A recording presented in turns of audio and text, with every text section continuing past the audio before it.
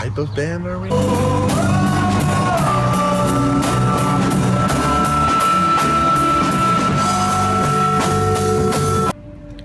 We all kind of write the songs. They're a collective.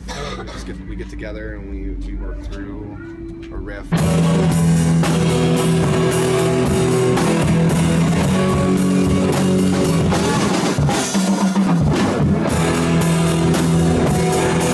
To be honest with you, I really do love listening to like Coast to Coast AM.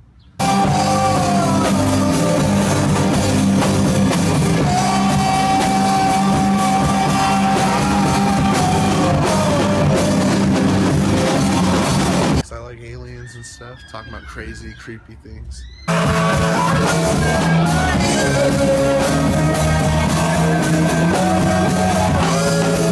Pure cream and sugar are, oof, man. Of course I'm gonna be talking about cake.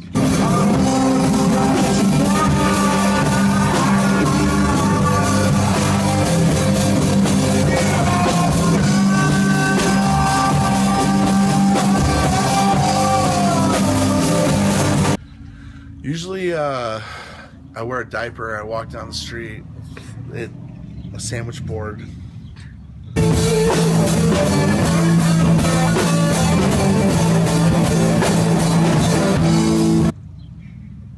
Like a sandwich and a board.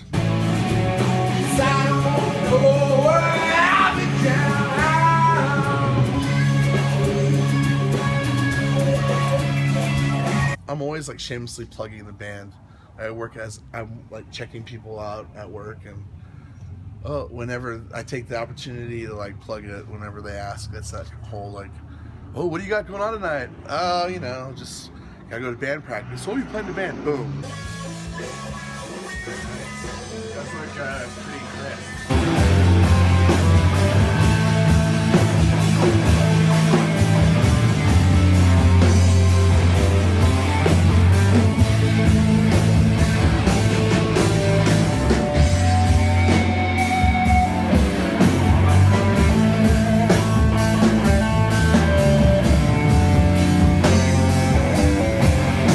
I think the way a lot of people get seen is by, you know, playing as much as possible.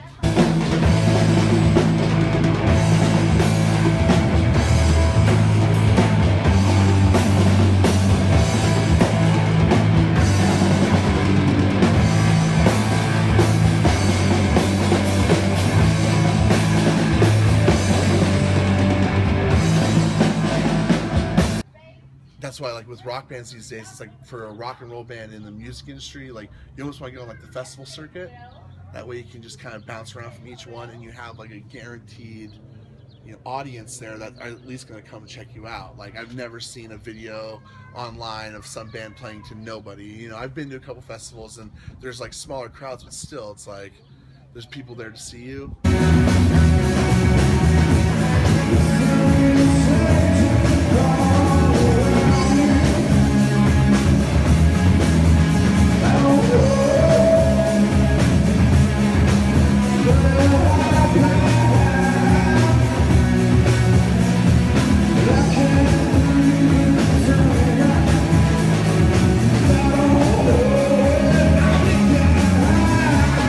I really like Foghat. Foghat's great. Nirvana, Screaming Trees, Soundgarden, Tool, Porcupine Tree. I used to really like Primus, but they're really weird.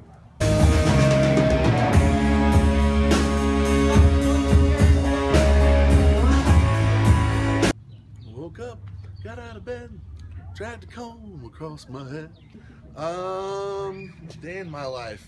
Not really exciting. Wake up, wash up, go to work, spend all day at work just kind of daydreaming about not being there, about like writing lyrics down on random scraps of paper when it pops in your head, listening to Elton John all day. That's where it is. I listen to so much Elton John there. I never dreamed of somebody like you.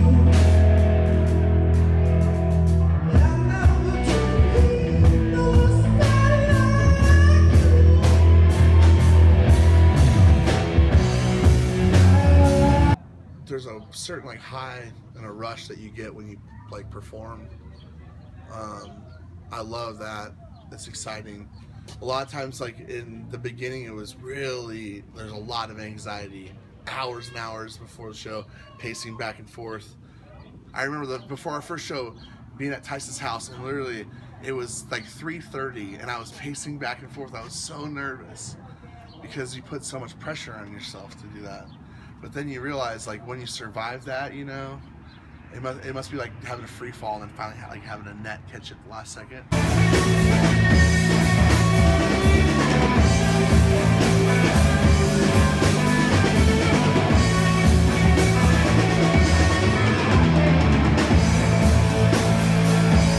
Let's be comrades, people.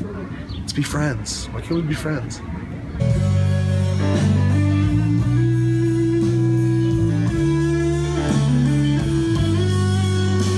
There's been so many times I've just kind of stared out and looked at scenery while listening to music. And then you just get kind of a little bit, one tear going down. I love the rise and fall, like the climactic bring up, but it's not like where it's just a quick 1-2 punch and you're like right there. It's got the huge build up with a huge rise, and then just like you can choose to just cut it off, or you can like wind it down. Just the overall dynamic of how we play live. It's interesting.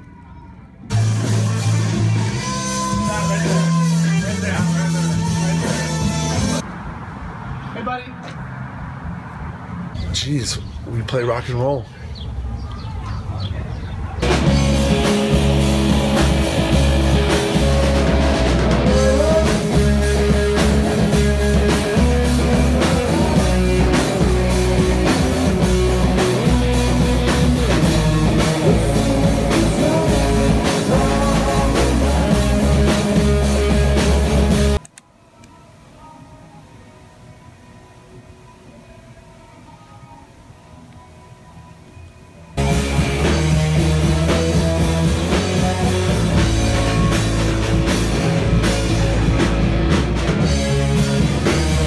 Well, we're Shark the Herald. You should be there. I mean, that's my arrogant sell there.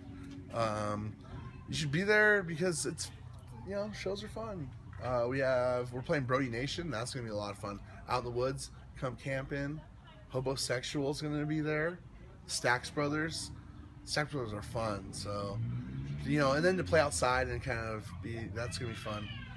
We're playing at the Rendezvous, doing a headlining set with this really killer band, Choir of Crickets, and this mysterious solo man named Johnny Lee Ledford. He's gonna come in and rock the crowd. A lot of moist seats in the house when he's playing. At least I know mine will be. But I digress. You should come see us. We're fun. I mean, I think especially recently we've been really rocking and letting it out on stage, so we put on a good set and the music's good, or I like the music at least. So if you like the music, come out. If you don't, you know, you don't have to. You should still come out, but you know, I'd rather play for people who want to be there. So as long as I've always said, as long as there's like one person there out of the actual joy of being there to hear the music, then it's fine. It's worth doing it. So it's not about making money at the door or anything. If that was the case, I'd be insane. You know, I'd be better off getting a tap dancing. That's it. I'm done.